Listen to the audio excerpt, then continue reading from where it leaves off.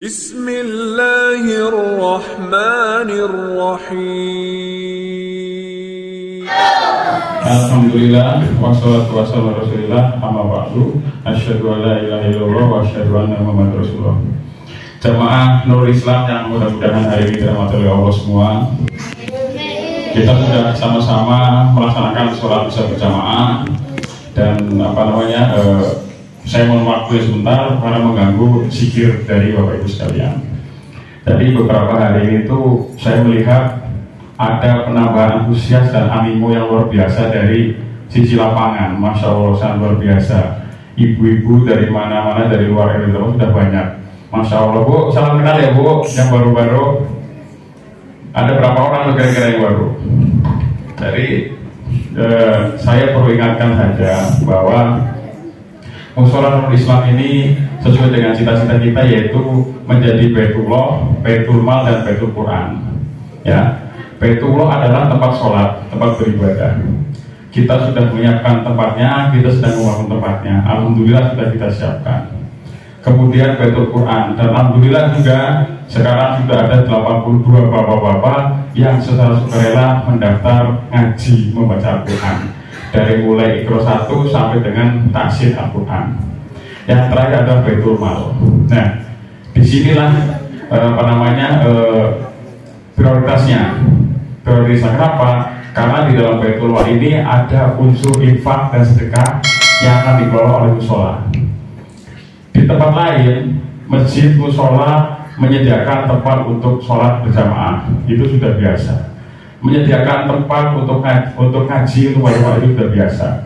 Tapi di Nurul Islam, ketika bapak ibu mau berinfak, kita sediakan duitnya. Bayangin.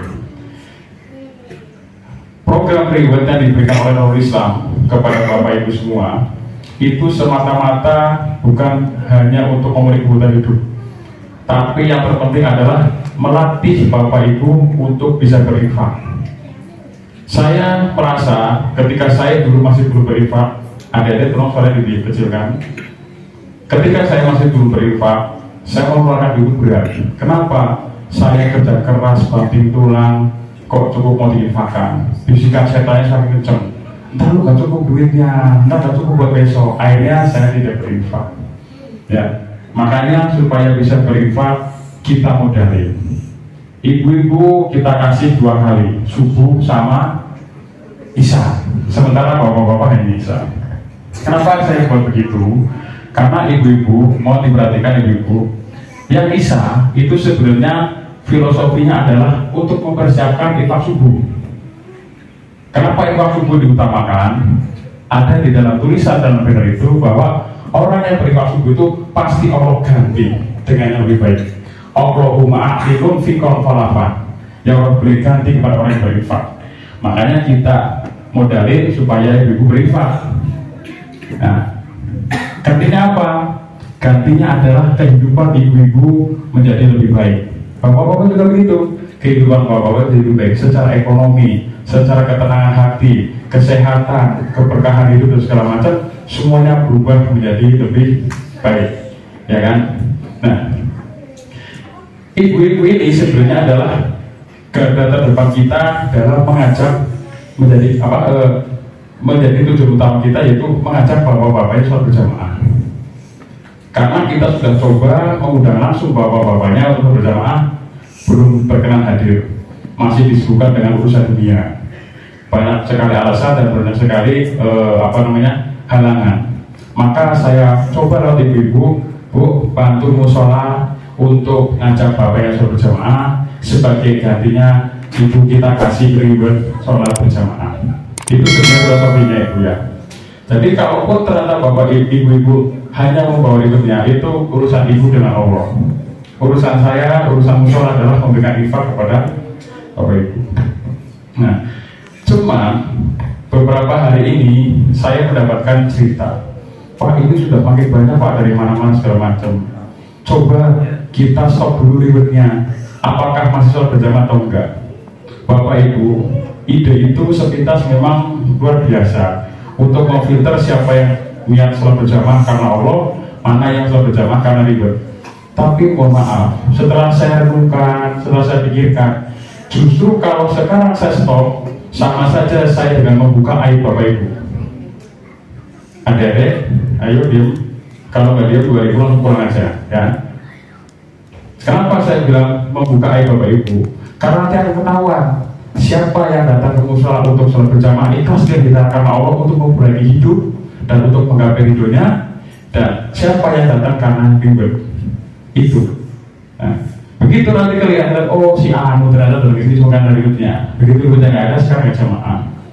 Jadi tujuan kita mengajak Bapak Ibu ke jalan Allah supaya Allah mudahkan hidup kita tidak tercapai. Maka dari itu ibu-ibu, bapak-bapak, ayo bareng-bareng dengan musola kita sama-sama mengajak keluarga kita. Di dalam surat At-Tahrim ayat 6, kalau tidak salah nanti harus surat yang akan membaca ayatnya. Ku anfusakum wa ahlikum naro, lindungilah dirimu dan keluargamu dari api neraka.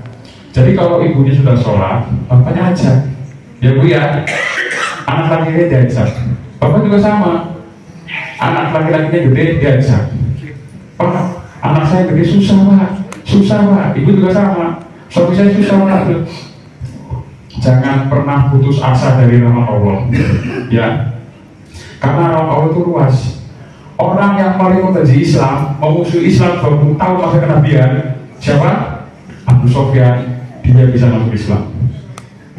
Orang anaknya dari orang berdekot yang paling membenci Islam, Abu Jahal, siapa? Ikrimah bin Abu Jahal, dia adalah salah satu pelopor pasukan beriman dalam Islam. Jadi kalau sekarang suaminya masih susah sholat berjamaah, anaknya masih susah sholat berjamaah, jangan pernah mengatakan susah Pak, jangan. Saya katakan sekali lagi, jangan. Perbanyak infaknya, perbaiki niat sholatnya, insya Allah keluarga bapak, keluarga ibu, semuanya akan berkumpul di sini di Nurul Islam bersama-sama sholat berjamaah, bersama-sama menggapai Allah, dan insya Allah bersama-sama masuk surga. Amin. Jadi saya minta tolong, subuh infaknya ditingkatkan. Doakan keluarganya supaya lembut hatinya agar mau menerima hidayah, agar mau sholat berjamaah. Kalaupun belum hidayah, minimal beliau sudah mau sholat berjamaah. Karena dengan sholat berjamaah, maka Allah akan lembutkan hatinya sehingga dia akan mudah menerima hidayah, sehingga dia akan menerima agama, menerima keimanan. Karena apabila Allah sudah ridho terhadap kita, maka Allah akan mudahkan kita dalam pemahaman agama, dan Allah akan mudahkan urusan hidup kita. Jadi ibu-ibu sebagai agen kita nih, agen turis, ayo Bu, ajak bapak yang berjamaah. Beberapa hari ini saya mendapat laporan, Pak, itu ibunya dijemput Pak, bapaknya di sono pakai motor pakai pendek. Begitu ditanya apa jawabnya? Saya sibuk. La haula wala quwata illa billah.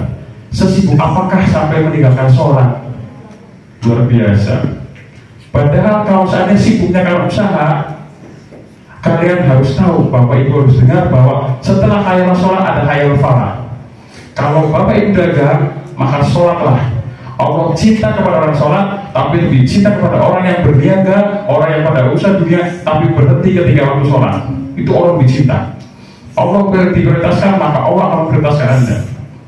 Bisnisnya seret, sholat jamaah, persaingan akan dimenangkan. Karena apa? Setelah hayal sholat ada hayal falah. Hayal falah itu adalah kemenangan. Kemenangan dalam apa? Dalam persaingan bisnis, kemenangan dalam persaingan memperebutkan jabatan di kantor, persaingan dalam segala macam hal, maka kita akan diberikan kemenangan. Kenapa? Kita kuat karena Allah dekat karena kita taat.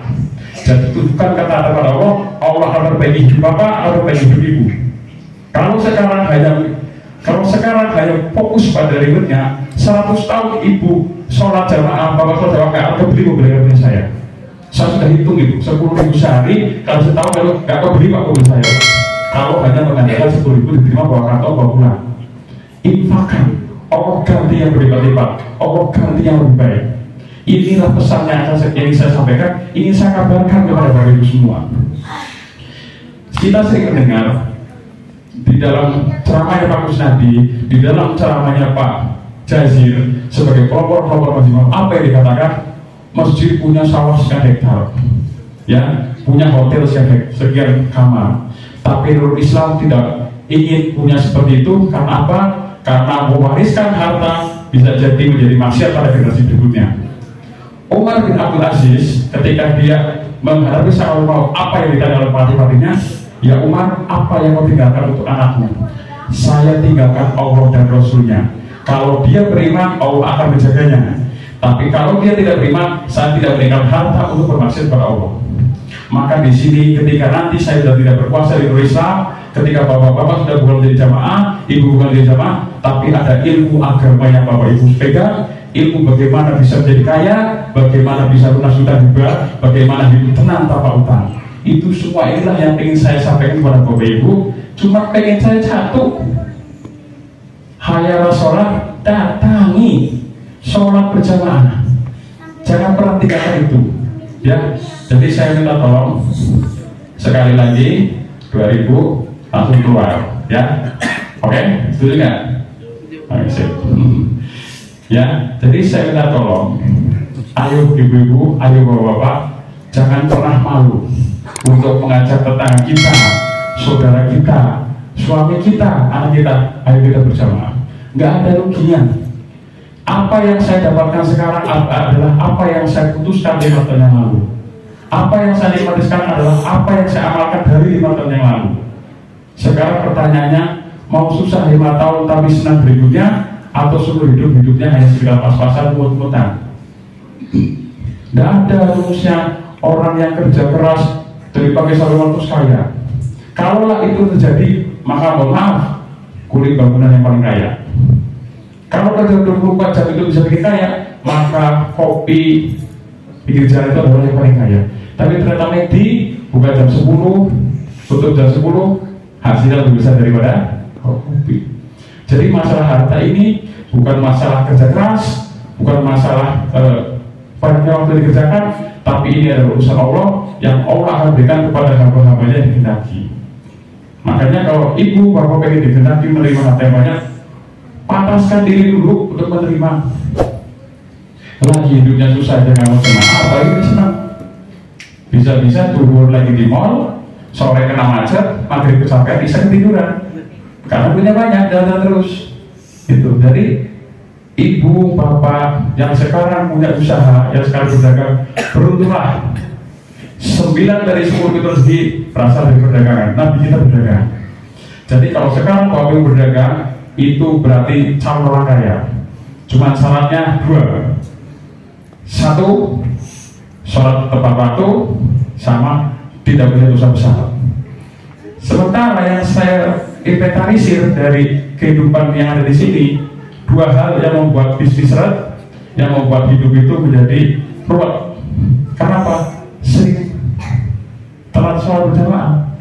Coba suami ibu kan dari pabrik, Mas dipanggil Pak Direktur, itu lagi mohon maaf, lagi di kamar mandi, selesai langsung ngadep, lagi santai-santai lagi apa pasal ngadep, dipanggil Direktur. Ini yang ngasih hidup, yang ngasih rezeki, yang ngasih nafas. Begitu khayara sholat masih bilang nanti. Makanya wajar kalau 20 tahun kerja masih belum bisa lepas dari kredit, 20 tahun lembur masih banyak utangnya. Karena apa? Kita menyampaikan satu rezeki. Jadi tolong Bapak Ibu, ayo semangat, jangan kalah dengan yang sudah istiqomah di masjid. Kalaulah sholat bikin kaya, tidak ada orang yang kerja, semuanya akan sholat. Tapi dengan sholat ini adalah perantara supaya urusan dunia kita jadi mudah. Barang siapa menjadikan akhirat untuk hidupnya, Allah akan kumpulkan urusan hidupnya, akan mudahkan urusan dunianya, dan akan jadikan kekayaan di dalam dadanya.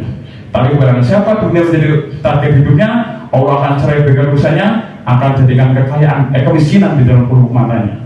Jadi orang yang urusan dunia itu gak bakal kaya. Tinggalkan itu dunia. Waktunya sholat, waktunya kerja sambil waktu sholat, jangan fokus kerja tinggal sholat.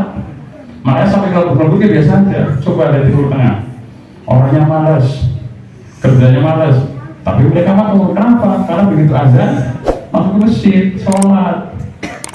Mereka yang kerja demi sholat, kalau di sini mereka yang sholat demi kerja. Hasilnya itu berbeda.